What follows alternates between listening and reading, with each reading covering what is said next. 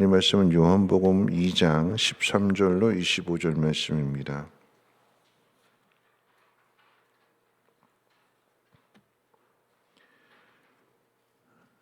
요한복음 2장 13절 말씀부터 25절까지 한 절씩 교독으로 읽겠습니다.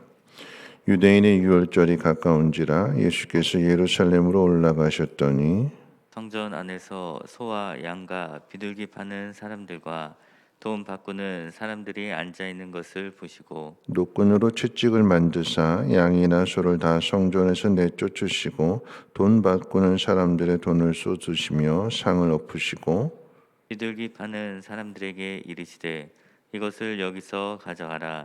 내 아버지의 집으로 장사하는 집을 만들지 말라 하시니 제자들이 성경 말씀에 주의 전을 사모하는 열심히 나를 삼키리라 한 것을 기억하더라. 이에 유대인들이 대답하여 예수께 말하기를 내가 이런 일을 행하니 무슨 표적을 우리에게 보이겠느냐. 예수께서 대답하여 이르시되 너희가 이 성전을 헐라 내가 사흘 동안에 일으키리라.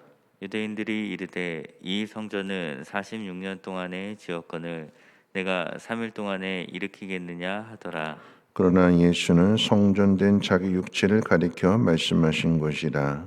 죽은 자 가운데에서 살아나신 후에야 제자들이 이 말씀하신 것을 기억하고 성경과 예수께서 하신 말씀을 믿었더라. 6월절에 예수께서 예루살렘에 계시니 많은 사람이 그의 행하시는 표적을 보고 그의 이름을 믿었으나 예수는 그의 몸을 그들에게 의탁하지 아니하셨으니 이는 친히 모든 사람을 아심이요 또 사람에 대하여 누구의 증언도 받으실 필요가 없었으니 이는 그가 친히 사람의 속에 있는 것을 아셨음이니라.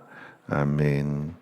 오늘 새벽 하나님 앞에 예배를 드리는 여러분들의 마음과 또 가정 안에 옛 것이 새 것이 되어지게 되고 육신의 것이 아닌 영적인 것이 충만케 되어지는 은혜가 있으시기를 주님의 이름으로 축원을 드립니다. 어제 살펴본 가나의 혼인잔치는 예수님께서 행하신 첫 번째 표적이었고 그 표적의 의미는 우리의 죄는 물로 씻는 것이 아니라 예수 그리스도의 그 보배로운 피로 씻겨져야 된다라고 하는 것을 가르쳐주는, 그러니까 물이 변하여 포도주가 되었고 그 포도주가 많은 사람들에게 기쁨이 되는 것은 바로 그런 의미입니다. 자, 그렇다면 우리의 죄가 무엇이냐라고 하는 거죠. 우리의 죄가 무엇이냐라고 하는 것을 오늘 본문이 우리에게 가르쳐주게 될 때에 하나님 말씀대로 행하지 않고 하나님 말씀대로 우리가 살지 않는다라고 하는 것입니다. 하나님 말씀대로 행하지 않고 하나님 말씀대로 살지 않는 그 증거, 그 결과물이 성전의 타락입니다. 예수님께서 유월절을 맞이해서 이제 예루살렘에 올라가셔서 성전에 이르렀더니 그 성전에서 들려오는 소리가 하나님에 대한 기도 소리 또 하나님을 찬양하는 그런 찬양의 소리가 아닌 짐승의 소리들, 울부짖는 가축들 그리고 장사꾼들이 호객하는 소리들 또 흥정하는 소리들 깎아달라 아니다 안 된다 막 하는 그런 이야기들이 성전 안에서 들려지게 됩니다. 시장에서 들려져야 될 소리가 성전에서 들려지게 되고 하나님의 성전이 더럽혀진 그 모습을 보면서 예수님께서 분노하시는 거죠. 이렇게 된 결정적인 이유는 종교 지도자들이 하나님 앞에 헌신된 마음으로 또 하나님 말씀을 따라서 종교 지도자가 돼야 되는데 하나님께서 주신 사명이 아닌 하나님 말씀대로 순종하는 그런 모습이 아닌 그 자리를 탐하여서 돈을 주고 뇌물을 주고 그래서 그 자리를 사다 보니까 대제사장의 자리를 돈 주고 사다 보니까 어떻게 해요? 내가 들여간 돈을 회수해야 되는 본전을 뽑아내야 되는 거잖아요. 그래서 머리를 굴려서 자리를 파는 그리고 거기에 세금을 붙여서 자기가 받아들이게 되는 이런 일들이 그 당시에 성전에서 이루어지더라라고 하는 것입니다. 예수님께서 이 모습을 보시고 노끈으로 채찍을 만들어서 짐승들을 내쫓으시고 돈 바꾸는 상을 엎으셨대요. 왜 이렇게 하셨을까요? 하나님 말씀이 기준이 되는 거죠. 이사야서 56장 6절로 7절 말씀 가운데 이렇게 기록되어 있습니다. 또 여호와 연합하여 그를 섬기며 여호와의 이름을 사랑하며 그의 종이 되며 안식일을 지켜 더럽히지 아니하며 나의 언약을 굳게 지키는 이방인마다 내가 곧 그들을 나의 성산으로 인도하여 기도하는 내 집에서 그들을 기쁘게 할 것이며 그들의 번제와 희생을 나의 제단에서 기꺼이 받게 되리니 이는 내 집은 만민이 기도하는 집이라 일컬음이 될 것입니다. 이사야서 57장 말씀도 56장 말씀도 그러하지만 또한 또 열왕기 상 말씀이나 또 역대하 7장 말씀이나 하나님의 성전은 기도하는 집이다. 근데 기도 소리가 들리지 않고 기도한 것에 대하여 부르짖기도 하지만 기도한 것에 대하여 하나님 응답해 주셨을 때에 하나님 앞에 돌아와서 감사 예물을 드리게 되고 찬송하는 소리가 흘러넘치는 것이 그곳이 성전인데 기도 소리는 들리지 않고 흥정하는 소리들, 의무적인 제사를 드리고 돌아가기에 하나님 말씀대로 이루어지는 성전의 제사가 아닌 형식적인 것이고 의무적인 것이고 그러니까 주님이 그 모습을 보시고 분노하시는 거죠. 여호와 연합하여서 그를 섬기며 여호와의 이름을 사랑하며 그의 종이 되며 안식일을 지켜 더럽히지 않는 사람들에게 하나님께서 약속을 지켜서 하나님의 성산으로 인도해 주실 것이고 기도할 때마다 그들을 기쁘게 한다라고 하는 것은 응답해 주신다라고 하는 것이요. 그러한 모습으로 제사를 드리고 제물을 드리게 될 때 하나님께서 그것을 기뻐 받으셔서 세상 모든 사람들에게 하나님의 집은 성전은 기도하는 집이다라고 하는 것을 드러내신다, 나타나신다. 이게 하나님의 뜻인데 이게 변질된 거지요. 더럽혀졌습니다. 인간의 욕심이. 예수님께서 분노하셔서 채찍으로 상을 짐승들을 다 내쫓으시고 돈 바꾸는 상을 이렇게 엎으셨을 때에 무슨 권리로 네가 이 일을 행하느냐라고 물을 때에 그런 말씀하셨어요. 너희가 이 성전을 헐면 내가 사흘 동안에 일으키리라. 짓는데 20년, 30년이 걸린 성전인데 근데 그 성전을 허물고 3일 만에 짓는다? 그 당시의 사람들로서는 이해할 수 없기 때문에 제정신이 아니구나, 미쳤구나 이렇게 받아들이게 되는 거죠. 그런데 이 의미는 예수님께서 성전이 되셔서 죽으시고 다시 3일 만에 부활하신다라고 하는 예수님의 십자가의 죽음과 부활에 대한 가르침인 거죠. 근데 그렇게 말씀하셨을 때에 사람들은 깨닫지 못하였고 그 결과에 대해서 이렇게 이야기합니다. 17절 말씀 가운데 보면 제자들이 성경 말씀의 주의 전을 사모하는 열심히 나를 삼키리라 한 것을 기억하더라. 또 22절 가운데 보면 죽은 자 가운데서 살아나신 후에야 제자들이 이 말씀하신 것을 기억하고 성경과 예수께서 하신 말씀을 믿었더라. 그럼 이 사건이 앞에 있는 가나의 혼인잔치와 이어지게 되고 그 앞에 또 있는 1장과 연결되어서 생각해 본다면 나다나엘이 무화과 나무 아래에서 하나님의 말씀을 연구한 거죠. 구약 성경에서 모세 율법에서 예언된 메시아는 어떤 분일까? 생각했는데 메시아를 만나게 되었고 물이 변화의 포도주가 되는 놀라운 기적을 행하셨고, 그리고 그 다음으로 이어가서 성전에 가서 그 성전의 짐승들 다 내쫓으시고 상을 엎으시고 성전을 정결하게 하시는 그 모습을 보면서 확신하게 되는 거죠. 아, 메시아가 구약에 예언된 메시아가 이런 일들을 행한다고 했을 때 정말 그 일을 행하고 있구나. 그런데 구약 성경에서 기록되어진 그 모습을 예수님 보여주시고 있는데, 근데 예수님 또 새로운 말씀하시는, 어떤 말씀인가? 이 성전이 허물어지게 될 것이고 3일 만에 다시 일으켜 세워지리라. 근데 이 말씀은 이해가 안 되는 거예요. 예수님이 행하시는 모습들을 통해서는 구약의 메시아가 이런 메시아다라고 하는 것과 매치가 돼서 연결이 되어서, 그래서 그렇구나, 이런 일들을 하시구나 그랬는데, 예수님이 하신 말씀 3일 만에 이 성전을 짓는다라고 하는 것은 그 당시 제자들로서는 이해할 수 없는, 깨달을 수 없는, 언제 깨닫는가?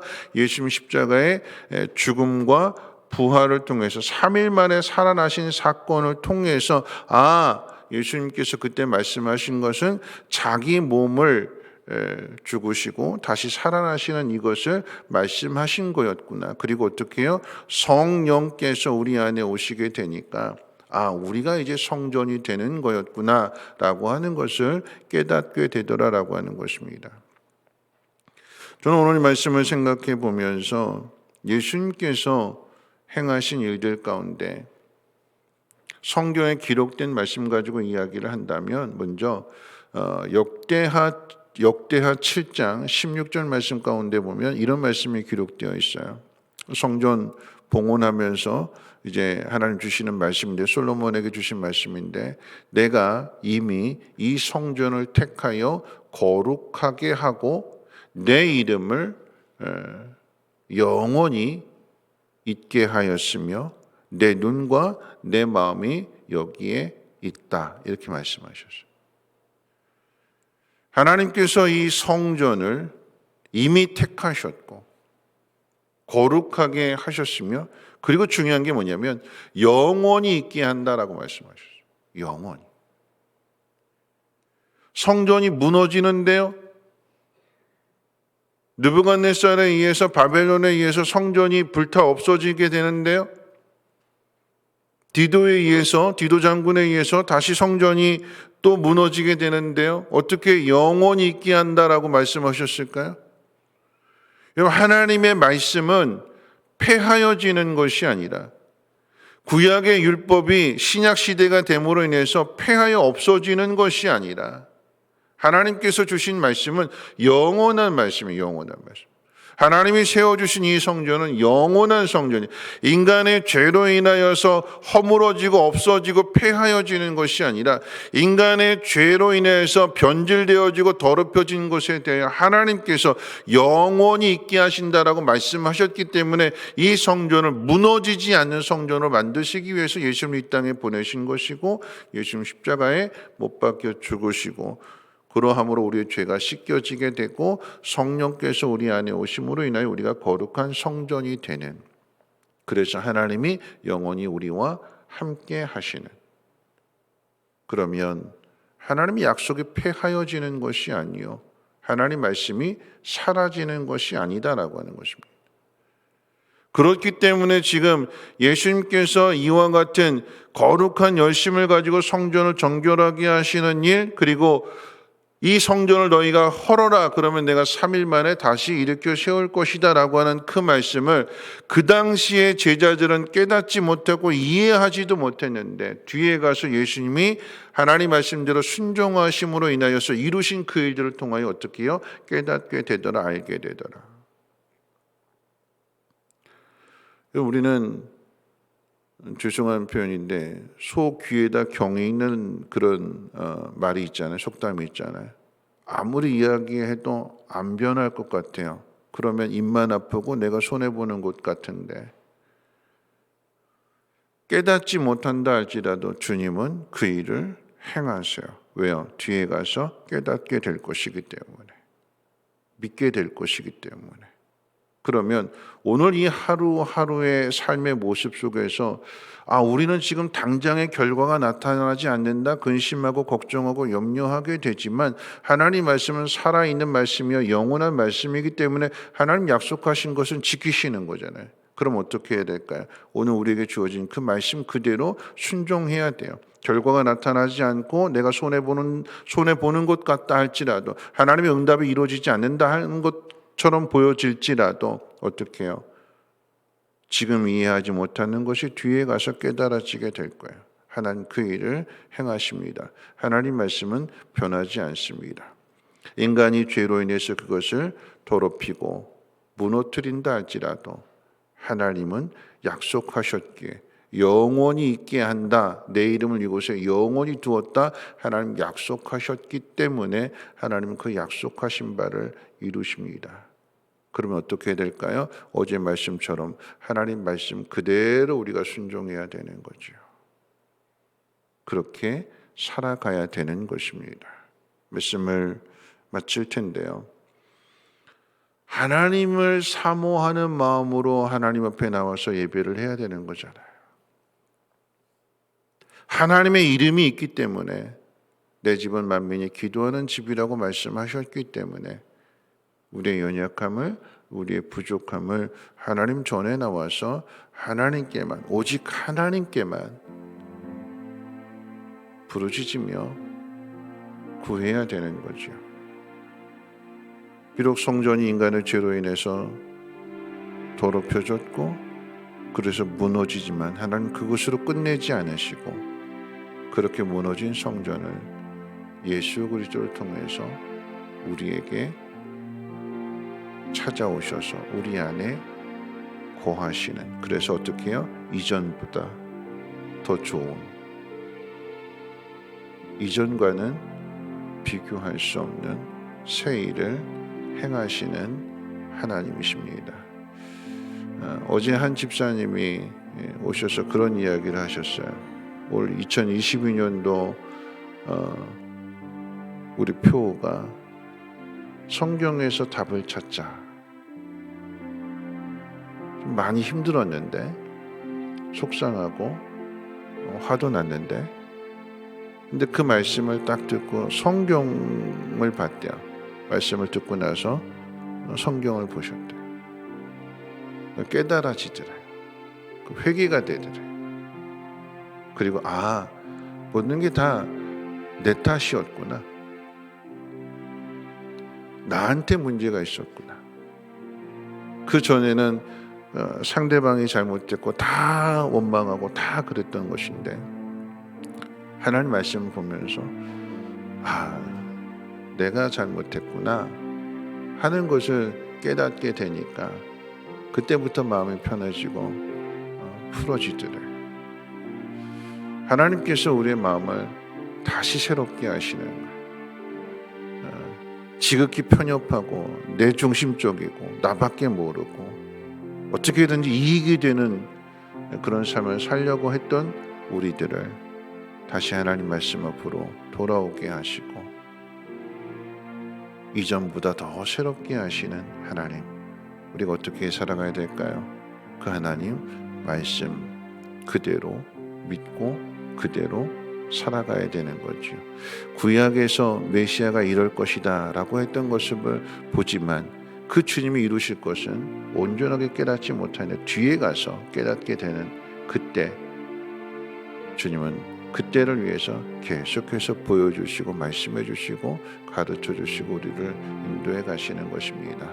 우리가 하루아침에 만들어지는 것이 아니라 긴 시간을 통해서 다듬어지고 이전보다 더 새롭게 된다라고 하는 사실을 꼭 기억하셔서 오늘 우리에게 주신 하나님 말씀 가운데 답을 찾고 그 말씀 붙들고 믿음으로 살아낼 수 있는 저와 여러분들 되시기를 주님의 이름으로 부탁을 드립니다. 우리 찬송 나 주님의 기쁨 되기 원하네 함께 찬양하고 기도하도록 하겠습니다.